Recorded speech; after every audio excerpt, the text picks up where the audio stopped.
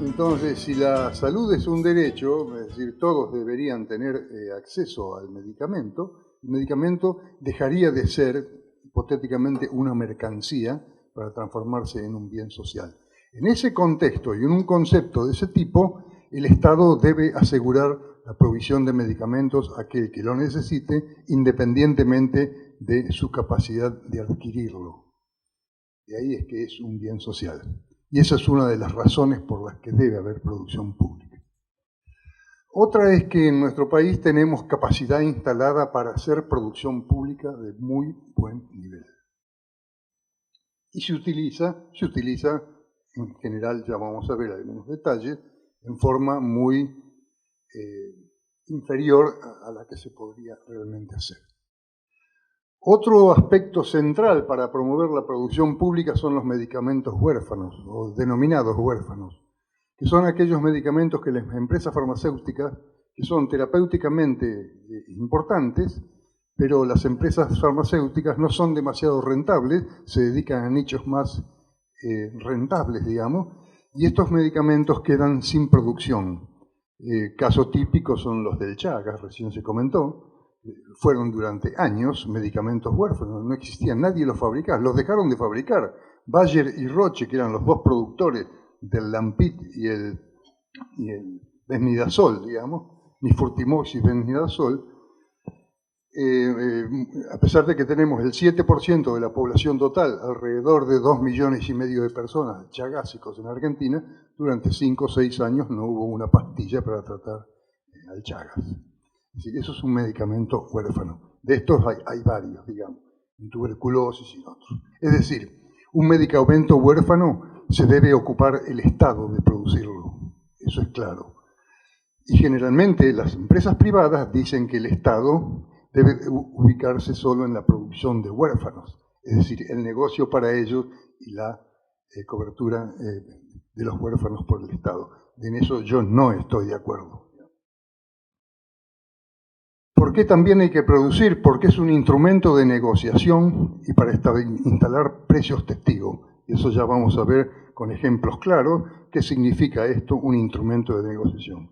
Un instrumento de negociación en medicamentos no es una bravuconada de alguien. Es tener tecnología para hacer lo mismo que vos estás haciendo a un precio desmesurado. Eso es tener instrumento de negociación. Otros son los menores costos que se produce, lo otro es un aspecto de soberanía en salud, claro. Y después, al final, vemos lo que les comentaba, lo que es el impacto de producción pública y otras cosas en el sector científico y tecnológico. Producción pública de medicamentos, uno incluye o incluiría también vacunas e insumos médicos. Las dos leyes que están vigentes incluyen eso, es decir, desde reactivos de laboratorio, pasando por vacunas y la farmoquímica tradicional, digamos, para llamarlo de alguna manera. Pero no es solo, no piensen en el fármaco, el clásico, digamos, la farmoquímica, sino bastante, mucho más ampliado e integral.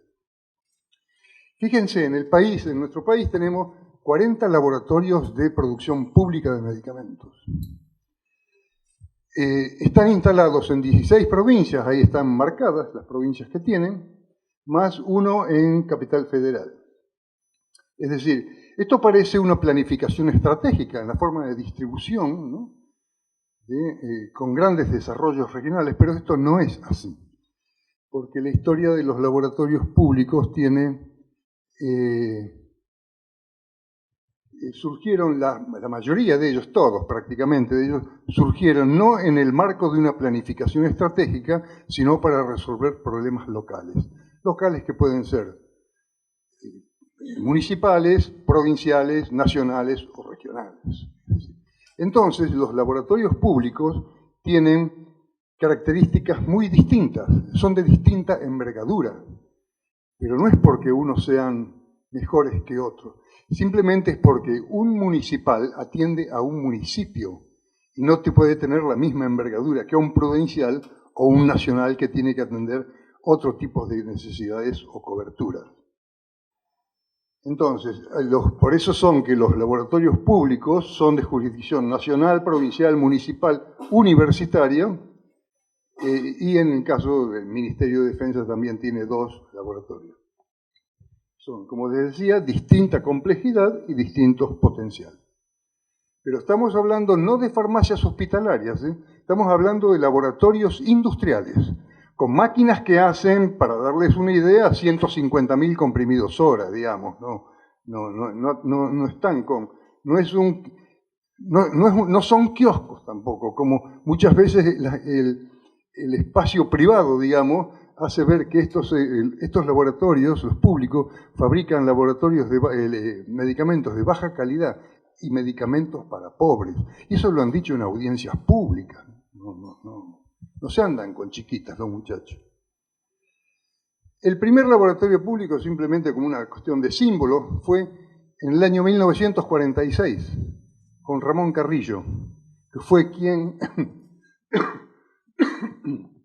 instala en el mercado farmacéutico, EMESTA se llamaba la empresa de medicamentos del Estado, 100 productos de fármacos en todo el país que estaban entre un 50 y un 70% más baratos en la época, como para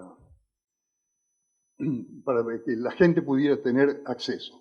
Y ahí en forma inmediata se desarrolla el segundo laboratorio público, que era en sus orígenes, en el año 1947, lo que hoy es el Laboratorio Industrial Farmacéutico de la provincia de Santa Fe, que está en la ciudad de Santa Fe, pero es un laboratorio provincial y es uno de los laboratorios realmente emblemáticos dentro de los laboratorios públicos. Vamos a ver entonces algunos detalles para darles una justificación desde el punto de vista de los costos y eso.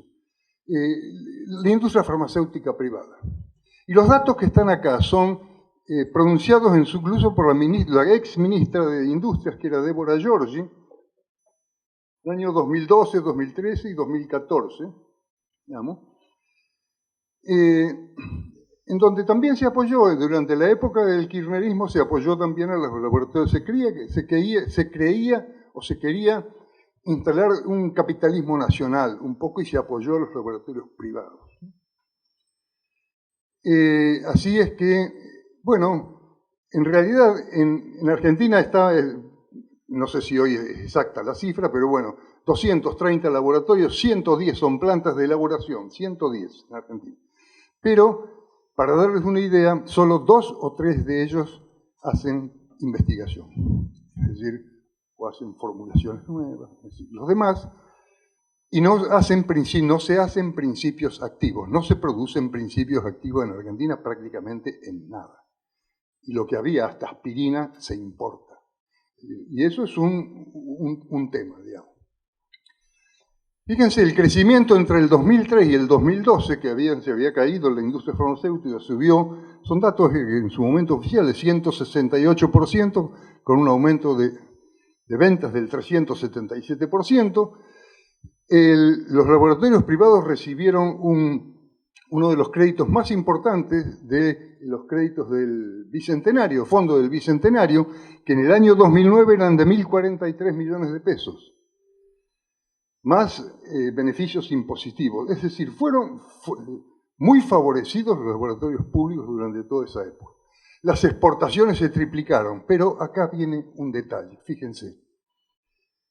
Todo esto parece fantástico, la industria nacional, el desarrollo, por todos lados. Palabras de Giorgi, no. En el año 2011, creo que está ahí, 2010, les dijo a las empresas farmacéuticas que los habían apoyado tanto que inviertan un poquito más para hacer desarrollos, porque había un déficit comercial del área farmacéutica de 1.300 millones de dólares. Es decir, en vez de hacer desarrollos locales propios, seguían importando, entonces el déficit comercial, cuando Argentina y todos los países subdesarrollados, el problema central económico es la restricción externa, que es la falta de dólares para implementar desarrollo. En este caso, la industria favorecida tenía 1.300 millones de dólares y les dijo, muchachos, hay que ponerse las pilas, por decirlo de alguna forma. El año siguiente, como ven, tengo un problema de rodilla. En el año siguiente tuvo 1.500 millones de dólares de déficit comercial. Después, en una reunión que tuvimos en el Ministerio de Defensa en su momento, un funcionario del Ministerio de Defensa habló que el año siguiente, el 2013 ya era de 1.700 millones de dólares. Y en el 2014 el déficit comercial farmacéutico es de 1.900 millones de dólares anuales. No sé cuál será hoy. Pero digamos, esto habla de que muchos beneficios buscan todas las prebendas, pero no invierten un mango. ¿Está claro? Entonces, además hay hoy es claro eso, más lo acaban de decir ahora, hace unos días, digamos. Fíjense, Elisa Carrió, el presidente de la Cámara de Diputados, Nicolás Massot, y Eduardo Amadeo, un diputado del Frente Cambiemos. Es un sector oligopólico o monopólico. ¿Qué significa esto? Que hacen prácticas de colusión. Hay arreglo, no hay competencia de precios, no existe. En este libre mercado ponen el precio que se les canta. Entonces, llevan que las prácticas de colusión llevan a cartelización de precios. Es decir, ponen el precio, entonces son formadores de precios, ponen el precio no en base a una estructura de costos, sino a la ganancia que quieren tener. Ese es el sector farmacéutico privado argentino. En el año 2002, estando Ginés González García, Tabadualde de presidente, se puso la ley de genéricos, de producción de genéricos, que había que recetar por el nombre del genérico. Eso originalmente era una buena idea y en fin, pero en la ley lograron filtrar, uno nunca supo por qué, digamos, entre paréntesis, digamos, que se admitía, además, la marca, el nombre comercial del producto. Es decir, se estaba direccionando nuevamente, porque, como decía recién Zelay, el paciente es cautivo. Si el médico me dice, mirá, usá este producto, un producto con un nombre raro, pero que te den Sertal, digamos, ¿qué va a hacer? Va a elegir Sertal, ¿no es cierto? Entonces, esto realmente no tuvo el éxito. Además, ¿qué hicieron después? Aparecieron genéricos, pero todos se fueron colgando al precio del más alto. Y se terminó la competencia. Es decir, lo que llamaba un periodista que trabajó bastante en esto, el efecto murciélago. Es decir, todos se colgaban del otro, el más alto. Y las diferencias que eran brutales, a veces 200% entre las mismas medicinas, terminaron en 5%, digamos, inutilizando una ley que había tenido realmente cosas interesantes, ¿no? Pero fue distorsionada, digamos. La práctica la distorsionó un poco. Más o menos hoy la cifra diría que el mercado interno argentino de medicamentos está en el orden de los 5.500 a 6.500, 7.000 millones de dólares hoy, aproximadamente. Para darles una idea, ¿no? No creo que estén, no tengo información, pero no creo que estén hoy incluidas las vacunas del calendario nacional, que son 18, creo, 19, cuando hace unos años, 6 años atrás o 5 años atrás, eran 8. Es decir, esos gastos no son todas vacunas importadas, absolutamente todas, hasta la BCG. Les digo esto como detalle y los conflictos que uno ha tenido en las discusiones con producción pública. La vacuna BCG, son todos médicos acá, ¿no? ¿Ah, no? Bueno, es la vacuna de la tuberculosis, clásica, digamos, viejísima. Acá se produce en 2 lugares, pero hay uno, el Instituto Biológico de La Plata, que es uno de los laboratorios públicos y de nivel provincial, fabrica BCG hace como 40 años. También fabrica la vacuna doble, como el Malbrán, pero el Biológico de La Plata es el que es más expansivo. La vacuna BCG del Biológico de La Plata es una vacuna de referencia para América Latina y el Caribe. Es una certificación de la Organización Mundial de la Salud. Y la vacuna de BCG se distribuye dentro de la provincia de Buenos Aires. Pero para el resto del país la BCG se importa.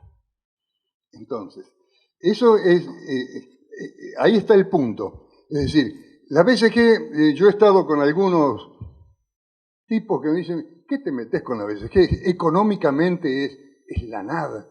Cosa que es cierto, económicamente frente a las otras, es de tecnología simple a lo que soy, y económicamente realmente es de poca envergadura, pero como señal política es brutal. Es decir, porque me están diciendo, vacunas vas a hacer, ni la BCG vas a poder hacer para todo el país.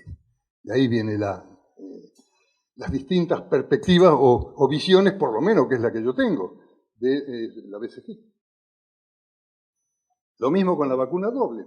Y tener 20 años, ser vacuna de referencia para la OMS, que es la vacuna del Biológico de La Plata, significa tener 20 años consecutivos sin ninguna falla en controles de calidad.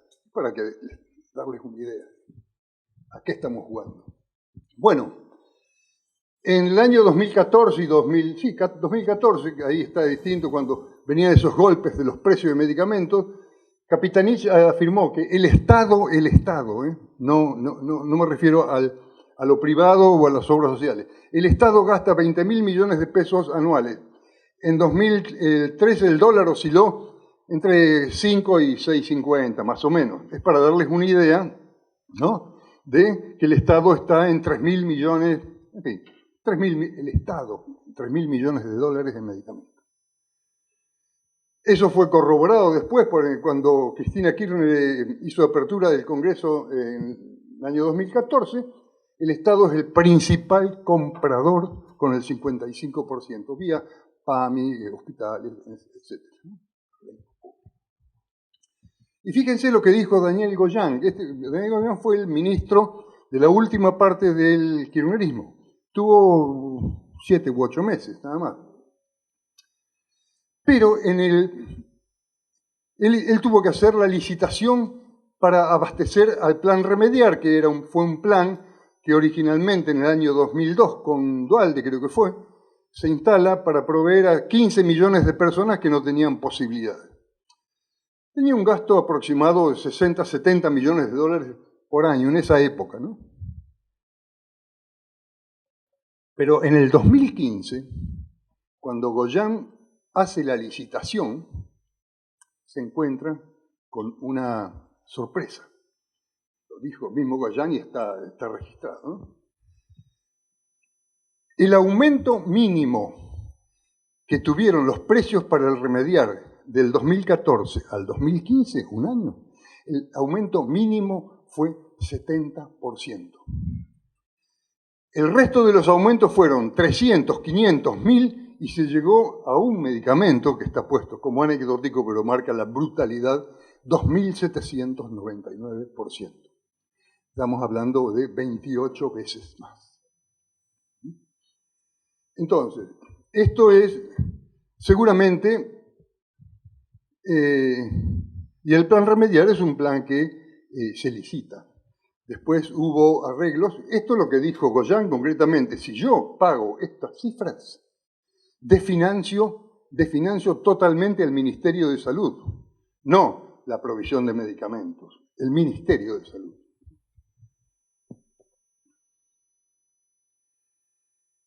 Y fíjense un detalle que es, vio que en ciencia y tecnología, que es fantástico, todo lo que se invirtió, cosa que es cierto, se hicieron muchas cosas realmente en ciencia y tecnología. Pero vamos a ver algunos numeritos.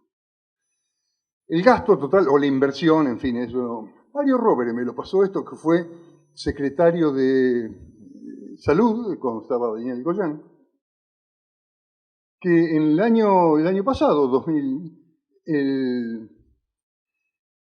el gasto público en salud era el 10% aproximadamente del Producto Bruto Interno, que es una forma de decir, bueno, cuánto se invierte en salud, que es una cifra según los sanitaristas, importante, digamos, en salud en Argentina.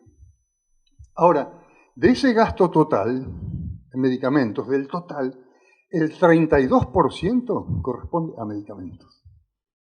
Es decir, que estamos hablando de que en medicamentos el Estado gasta aproximadamente el 3,2% del Producto Bruto Interno, gasto público y privado, ¿no? Fíjense ahora, la inversión total en ciencia y tecnología, pública y privada, desde el 2011 hasta el año pasado, es de 0,65% del Producto Bruto Interno. Es decir, que el gasto público y privado en medicamentos, no en salud, en medicamentos es 5 veces la inversión pública y privada en ciencia y técnica. Para darles una magnitud, digamos, con qué podemos comparar, ¿no? ¿Por qué yo les decía al principio que era importante tener como instrumento de negociación y para establecer precios testigos? Dos ejemplos que son realmente anecdóticos, pero son importantes, pero es para entender un poco el concepto, ¿no? En el año 2009 fue esto. El Ministerio de Salud, estando Mansur, que nunca apoyó a la producción pública de medicamentos, jamás, no hizo nada. Pero bueno, en el año 2009 precisa Mansur albendazol, que es un medicamento que se utiliza para tratamiento de la hidatidosis, que es una parasitosis. Esta parasitosis es endémica en la zona de Río Negro. Entonces, para el Plan Nacional de Hidatidosis, precisaban entre 200.000 y 300.000 comprimidos de este albendazol. Entonces el Ministerio de Salud Pública hizo una propuesta directa, le pidió precios concretamente al laboratorio Sandoz. Un laboratorio importante, los que están y son médicos saben de qué estamos hablando. Sandoz es el productor de genéricos de la multinacional Novartis, de la primera o segunda farmacéutica del mundo. Es una multinacional de origen suizo. Le pidió precio para albendazol. El precio fue de 22 pesos por comprimido, en ese momento, en el año 2009. Pero no importa tanto el 22. Parece que no tenía mucho presupuesto Mansur, algo de eso debe haber pasado. Entonces le pide al humilde laboratorio público de la provincia de Río Negro, que es el PROSOME, que significa el acrónimo de Productor Zonal de Medicamentos, y que está en Viedma. Le pide presupuesto. Y el precio que le ofrece el PROSOME al Ministerio de Salud Pública fue 50 centavos por comprimido. Es decir, 44 veces menos, 4.300% de diferencia entre la competitiva y fantástica multinacional Novartis y el humilde laboratorio público, el PROSOME. A partir de ahí, el PROSOME se transformó en el proveedor habitual del medicamento para la hidatidosis en Río Negro. Eso para darle una idea, digamos, que cuando hablan de competitivos, como son dominantes, son los únicos que lo fabrican, digamos, las cosas son de otro lugar. Y fíjense un dato también que es muy interesante, fue en Brasil, ocurrió en el 2005, y ocurrió con un medicamento para el HIV que se llamaba, el nombre comercial era Caletra, no importa el nombre. La cuestión es que el proveedor de estos me parece que era Abbott, Abbott, que es otro de los laboratorios realmente pesados, ¿no? Grande. Abbott, en el año 2005, le duplicó el precio de este antirretroviral contra el SIDA, digamos. Como no son todos médicos, no quiero complicarla. Entonces, y Abbott le duplicó el precio de un año a otro. En esa época, a Brasil, solo este medicamento, le significaba alrededor de 60 millones de dólares adicionales, un medicamento. Entonces, Brasil, que tiene, más allá de las contradicciones como Argentina, tiene una poderosa industria farmacéutica pública que se llama Farmanguinhos, o Biomanguinhos, la parte de biológicos. Bueno, el ministro de Salud Pública de Brasil le pidió al gerente de Abbott o al CEO de Abbott que le justificara el aumento de la duplicación del precio. La respuesta debe haber sido, si lo querés comprarlo y si no, chao. Porque entonces la respuesta de Brasil fue, Biomanguinhos o Farmanguinhos no respeta patentes, emergencia sanitaria nacional, y Farmanguinhos sale a producir Caletra. ¿Qué pasó? Al día siguiente, o a la semana, no sé, Abbott volvió al precio. Es decir, por eso, el hecho cuando uno habla de instrumento de negociación es no una bravuconada, hay que tener la capacidad tecnológica de suplantarlo, porque si no, las cosas hubieran seguido. Bueno, hoy Brasil es uno de los grandes productores de retrovirales, tienen como 8 de los cócteles, digamos, que producen ellos. Bueno, acá 3 ejemplos de los laboratorios públicos argentinos. Quizás el más grande, pero vamos a verlo. El LIF de Santa Fe, el Laboratorio Industrial Farmacéutico, les decía, un provincial, pero es un laboratorio que está en la ciudad de Santa Fe. Pero trabaja siempre, Santa Fe tiene la mejor cobertura en el área de salud, en medicamentos y a través de publicación pública. Tiene una política de Estado a nivel provincial, Santa Fe, hace años, no es de ahora. Trabaja con 2 laboratorios, el LIF, que es este de Santa Fe, y el LEM, que es el Laboratorio de Especialidades Medicinales, que es municipal y es de Rosario. Todos están habilitados por ANMAT, ¿no? Todos estos. Fíjense, el LIF produce el 94% de los medicamentos para atención primaria de la salud de Santa Fe, lo produce. En realidad lo producen LIF más LEM, los dos, actuando en conjunto. Y eso significa el 18% del presupuesto que la provincia tiene asignado para gastar en medicamentos. Es decir, con el 18% de la plata que tiene asignada para comprar. Lo mismo pasó, fíjense, en el Instituto Biológico de La Plata, el de la BCG, es el mismo. Las administraciones anteriores lo habían dejado destruir las máquinas oxidadas, en fin, en otras épocas, ¿no? Estas cosas pasan. En el 2010, Cristina Fernández le dio un subsidio al biológico de 2.500.000 pesos para modernizar la plata, actualizarla. En el 2011, y esto lo dijo hasta lo recuerdo, la directora técnica del laboratorio, lo dijo en presencia de Mansur, de Scioli, de Colia, que era el ministro de Salud provincial. En el 2011, como resultado de ese apoyo, el biológico llegó a producir 70 millones comprimidos por año con un valor de 80% menos que el mejor valor comercial. Es decir, cosa que estaba en relación con lo que había hecho Santa Fe. Y fíjense ahora el laboratorio público, que en este caso es de la Universidad de Córdoba. Es el de hemoderivados, hacen gamma-globulinas endovenosas, intramusculares, algún tipo de sueros, albúmina, es el mayor proveedor de albúmina humana en laboratorio en el país, digamos. Pero fíjense algunos datos que salieron muy recientes, porque acaba de renunciar la directora de este laboratorio.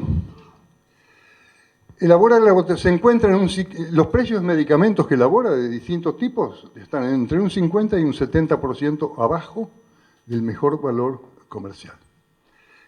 Exporta, les aclaro, aparte, el laboratorio público exporta. En el año 2015, dice ahí, generó un ahorro en la adquisición de medicamentos al sistema de salud de 500 millones de pesos, es decir, por la provisión de albúmina y sueros.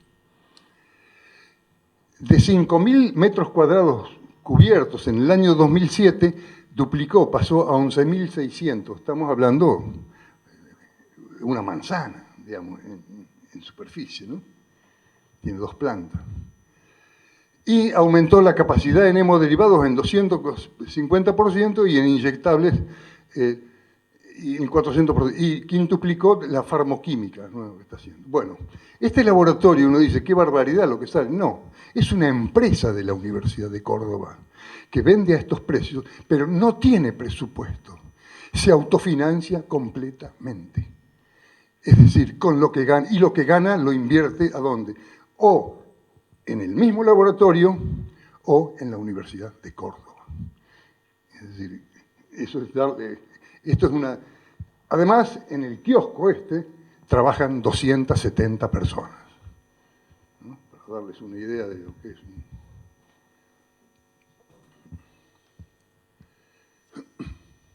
Me equivoqué acá. En el gobierno anterior hubo hechos aislados que favorecieron la producción pública, cosa que es cierto, digamos. Depende empezó bien Ocaña, cuando era ministro Ocaña, empieza la producción pública, realmente que fue una intención. Ocaña fue la primera ministra de Cristina Kirchner en el año 2007, diciembre del 2007. Con Ocaña empieza a caminar realmente la producción pública, eso fue real. Había gente muy importante, ahí estaba gente de la producción pública estaba en el ministerio. Y finalmente Ocaña se va, la renunciaron, en fin. En el 2009, junio del 2009 aproximadamente, entra Mansur, que estuvo 3 años o 4, estuvo como 5 años. Con Mansur se borró todo. Desapareció, es decir, algo pasó, digamos, no sé qué, pero concretamente, digamos, hubo el Ministerio de Ciencia y Técnica hizo apoyos importantes para 5 o 6 rubros con subsidios de montos de máximos de 50 millones de pesos, que fue esto del año 2013, que se fueron aplicados en el 2014, y a consorcios público-público, y de estos recibieron subsidios el Biológico de La Plata, el LIF de Santa Fe, el LEM de Rosario, la Universidad de Córdoba, el de hemoderivados, y también en algo el INTI, Instituto Nacional de Tecnología Industrial, que ya lo voy a ver. Además, el mismo Ministerio de Ciencia y Técnica apoyó con el desarrollo de becarios o hacer doctorados a químicos en los laboratorios públicos del área que correspondiera, ¿no? En fin. Estos datos nomás yo creo que llevan a que es importante llevar a cabo una producción de medicamentos a nivel nacional. En el 2007 se hizo la Red Nacional de Laboratorios Públicos, la reunión se hizo en la Facultad de Medicina, ahí firmaron el acta constituyente de esto, 25 laboratorios públicos, más el INTI, el Instituto Nacional de Tecnología Industrial, con la firma y presencia de Enrique Martínez, el ingeniero Enrique Martínez, que estaba en ese momento, en donde el INTI iba a jugar una doble función. Iba a ser soporte tecnológico, como en 40 rubros, no tengo acá, creo, en esta no la tengo, pero digamos, metrología, controles de calidad, reparación de equipos, en fin, procesos industriales. Entonces, el INTI iba a ser soporte de los laboratorios públicos. Pero no solo eso, el INTI, como tiene plantas piloto, iba a hacer desarrollos en planta piloto de moléculas que pudieran fabricarse en laboratorios de química en cualquier parte del país. Es decir, era un proyecto que involucraba a las universidades y organismos de ciencia y técnica. Si un químico orgánico de Ushuaia o de La Quiaca podía producir una molécula que se importaba, eso pasaba al INTI a hacer un proceso industrial, piloto, para después volcarlo a los laboratorios públicos y hacer no solo pastillitas, sino hacer síntesis química o biológica del principio activo y ocupar toda la cadena, que incluso de haberse llegado a implementar este tipo de cosas, creo que hoy podríamos estar exportando hasta principios activos. Pero esto quedó un poco en la nada. Eso fue orgánicamente fue tomado en el año 2008 por Graciela Ocaña, que empieza la producción pública, con la base de lo que se había hablado en la red nacional. Y después, en el 2011, salió la primera ley de producción pública de medicamentos, en la época de Mansur, 2011. Y no se reglamentaba, es decir, inutilizaba la ley, obviamente. Esto era una chicana. Ahora, ¿de dónde venía la chicana? Yo no, cada cual le dará su propia interpretación. Pero lo concreto es que empezamos a conversar con otra gente y bueno, finalmente el grupo de Frente para la Victoria y aliados en el año 2014, estaba Jorge Rivas, Carlos Raimundi, Ana Galliara, diputada de Entre Ríos, Gastón Arispe, González, creo que era de Tierra del Fuego, eran como 10 más o menos, presentan una segunda ley de laboratorios públicos donde se crea una Administración Nacional de Laboratorios Públicos. Cuando sale esto, Mansur manda la reglamentación del anterior, 3 años después de la promulgación de la ley. Una cosa lavada totalmente, no servía para nada. Pero surge esta ley, que sale inmediatamente reglamentada, que es la segunda ley, esta que promovían los diputados Rivas, Arispe, en fin. Fue promulgada en el 2014 y reglamentada en el 2015. No solo eso, la ANLAP significa Agencia Nacional de Laboratorios Públicos. Esto tenía un consejo, un directorio de 3 personas, un consejo ejecutivo ad honorem, constituido por los representantes de los laboratorios públicos, y era el consejo ejecutivo porque ese consejo era encargado de diseñar qué es lo que hay que hacer y cuánto hay que hacer, porque son los productores públicos, digamos. Y había otro consejo consultivo que estaba formado por organismos de ciencia y técnica, sindicatos, universidades, muy amplios, movimientos sociales, que era un poco el revisor, ver cómo caminaba la cosa. Era, diríamos, que el fiscal un poco estaba incluido dentro del mismo proyecto. Al presidente y al directorio, y se conformó el comité ejecutivo, eso se hizo a mediados de 2015 y después vienen las elecciones. Bueno, vienen las elecciones, cambio de gobierno. Esto, por ley de presupuesto 2006, la ANLAP tenía un presupuesto de 150 millones de pesos. Una facultad que corresponde, según la misma ley de presupuesto, artículo 67, si alguno la quiere ver, yo la he visto. Marcos Peña. Marcos Peña nunca largó un mango para este proyecto. Y no solo eso, hace 15 días, con toda una pompa fantástica, sale un decreto dejando cesante al presidente del directorio, Patricio de Urraza, que es el actual vicedecano de la Facultad de Ciencias Exactas de La Plata. Que si bien los méritos que hizo, todas esas cosas ampulosas, no hizo absolutamente nada, si no le dieron un peso para nada. No podía ir ni a la esquina, digamos.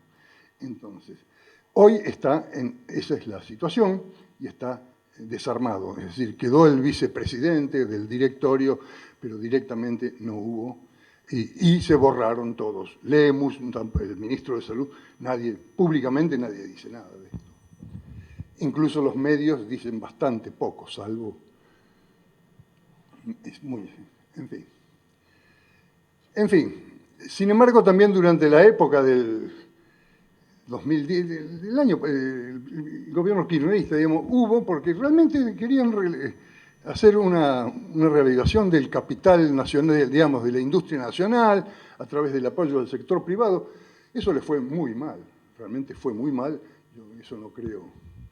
En fin, se hicieron las vacunas de la gripe con Synergic Biotech, Biogénesis Bagó, ELEA, medicamentos para el Chagas, para producirlo acá, el Bernidazol, con la laboratorio ELEA y Maprimed y la Fundación Mundo Sano, y anticuerpos contra linfoma de Hodgkin, cáncer del pulmón, colon, etcétera, artritis reumatoidea, serán producidos por el laboratorio PharmaDN.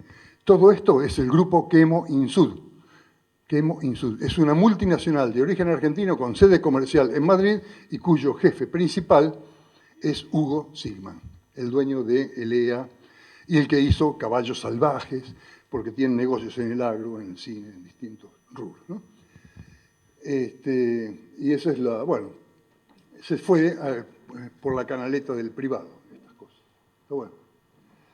Ahora fíjense, si hace producción pública en salud, no solo decía producción pública de medicamentos, sino el área vía medicina. Vacunas, anticuerpos monoclonales, citoquinas, kit para diagnóstico, suero fetal bovino es un elemento que se utiliza para cultivos de células. Les aclaro, en el país ganadero el suero fetal bovino se importa, la mayoría. Otro detallecito, ¿no? Control de agroquímicos, en fin. Sistema de discapacidad, suero para determinar grupos sanguíneos, para enfermedades de Chagas, en fin. Es decir, hay muchas áreas, digamos, que se podrían desarrollar en el marco de las leyes vigentes, que son, a falta de una, son dos, pero están ahí atrancadas. Es decir, en ciencia y tecnología ahora cambia un poquito, nomás simplemente entonces lo que se hizo en el periodo 2003-2015 fueron aportes realmente importantes y significativos en muchos rubros, eso es claro, no hay duda en eso. Lo que sí, desde el punto de vista del eje central de las políticas en ciencia y técnica, se basó en la vinculación entre el sector público y el sector privado, sobre la base de proyectos generados en el sector privado y financiados por el sector público. Entonces, eso fracasó. Digamos. ¿Por qué?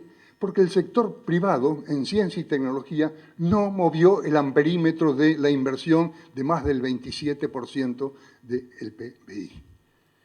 Y siguen con esa tesitura. En los primeros 10 años o 7 años no se pudo hacer, ahora esperan que para el 2020, bueno, yo creo directamente, no estoy de acuerdo, para nada. Creo que la perspectiva es el desarrollo del eje principal de ciencia. No quiere decir que no se deba atender el privado, estamos en una sociedad capitalista, en fin, pero muy discutible algunas cosas. Yo creo que el eje principal tiene que ser el desarrollo de proyectos públicos destinados a resolver necesidades públicas, que pueden ser estratégicas, sociales, económicas, ¿no? En un marco de desarrollo e inclusión social. Y fíjense, no solo en eso, digamos, medicamentos, otras áreas estratégicas, pesca, minería, astilleros, trenes, en fin, y otras más. Pero fíjense, si uno plantea como eje principal una necesidad pública, acá venía el nexo entre medicamentos, salud y qué significaría ciencia y tecnología metido ahí. Si uno parte de que el eje de un proyecto en ciencia y tecnología es la necesidad pública, y uno pone que la necesidad pública particular en este caso es medicamentos, tiene que ir a los laboratorios de producción pública, que como vimos hay como 40. Eso significa que si el laboratorio va a ser producción pública, también va a ser, como quedamos, o como dice la ley, convenios con universidades y organismos de ciencia y técnica para que hagan síntesis de moléculas. Es decir, que esto lleva a que los laboratorios públicos hagan convenios con universidades y organismos de ciencia y técnica. Pero esto, a su vez, la producción pública de medicamentos, esto activa no solo el INTI, que está puesto ahí como una cuestión central, que era el que nucleaba o confluía en todos los desarrollos. Acá hay desarrollo de ingenierías, procesos industriales, biólogos, químicos, físicos, el área de sociales, ¿no? Es decir, y pymes, porque muchas cosas los laboratorios no las hacen, contratan a pymes, en un lugar donde la pyme se sienta segura y no la estafan, ¿no? Porque son laboratorios públicos. Ahora, ahí se consigue el medicamento. ¿Y qué se consiguió ahí? Fíjense. Se genera una vinculación entre organismos públicos que es central, porque hay un nivel de fragmentación institucional que es brutal. Es decir, el INTA por su lado, el INTI por el otro, el CONICET por el otro, el INIDEP por el otro, ¿no? Esto lleva a una vinculación que elimina la fragmentación existente en el sistema de ciencia y técnica, porque una vinculación no se hace por decreto, se hace generando un proyecto que necesite vinculación. Y los proyectos complejos, como el laboratorio de la producción pública, medicamentos, son proyectos que necesitan de acción interdisciplinaria. Eso es central. Eso lleva tracción hasta las ciencias básicas, claro.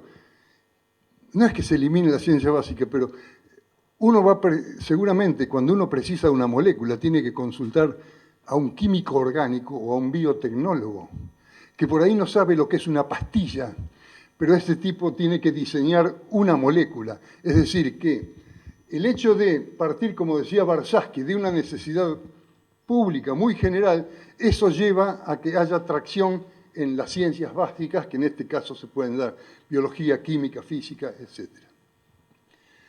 Hay una expansión tecnológica y se genera un sistema de ciencia y técnica que absorba los recursos humanos formados que hoy no se absorben. Autonomía tecnológica, soberanía, capacidad de decisión, además generan un núcleo de asesoramiento que evita consultorías externas. Muchos gobiernos han tenido como cosas fantásticas y las consultorías externas. Es decir, ciencia-sociedad resuelve problemas estructurales y hace que un sistema de ciencia y técnica sea sólido y sustentable. Además, esto, ¿por qué es necesario este tipo de cosas? Porque produce efectos expansivos y sistémicos. Recién veíamos que si uno pone el medicamento, entraba el INTE, entraban las pymes, ¿no? Todo el desarrollo es expansivo. Y es sistémico, ¿por qué? Porque abarca una gran cantidad de áreas que están insospechadas en algunos casos, como la química, la física, la biología, el área de sociales, en fin, que abarcan a todo esto. Es decir, que atendiendo ese tipo de cosas, uno puede generar un verdadero sistema de ciencia y técnica, que es un mecanismo de flujos para un lado y para otro, y no un buen conjunto de organismos, como tenemos hoy, pero absolutamente fragmentados, y sin un marco político que direccione el desarrollo. Es decir, y más, lo que uno ve acá, si yo en vez de poner necesidad pública medicamentos, ¿no? Yo puedo poner ahí también minería. Y si meto minería ahí, acá el INTI va a estar, porque el INTI es el organismo más multidisciplinario que hay, pero tiene que estar el CEGEMAR, que es el organismo de minería en Argentina. Se van a desarrollar acá también ingenierías, biólogos, químicos, físicos, problemas ambientales, entran en el área de sociales, es decir, entran universidades. Si uno pone, en fin, pone un producto biotecnológico o una vacuna, por ejemplo, mete acá, es decir, esto produce efectos, de acuerdo a lo que uno ponga, digamos ahí, un proyecto público, eso genera expansión globalizada si uno realmente se dedica a, o se plantea, digamos, una cuestión más orgánica en cuanto, supónganse, pesca. Acá la depredación pesquera es una cosa brutal y se está haciendo en el Ministerio de Ciencia y Técnica el plan Pampa Azul para ver los peces que hay. No, muchachos, dejarse de joder. Está bien, es importante saber los peces que hay, pero eso ya lo sabe el INIDEP. Lo que se sabe es que hay una depredación brutal. Que si uno mete pesca, en vez de medicamentos, se expande otra cosa, ¿no? Y si mete trenes o mete astilleros, porque Argentina paga 4.000, 7.000 más o menos millones de dólares anuales por fletes. Y si uno tuviera fletes o barcos propios, como hubo en una época, tiene el derecho a llevarse 3.500 millones de dólares. Es decir, hay varios nichos que se pueden entrar a manejar en este tipo de cosas.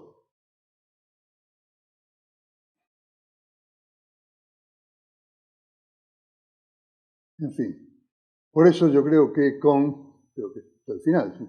Con decisiones políticas claras y con convicciones, otros escenarios son posibles. Muchas gracias.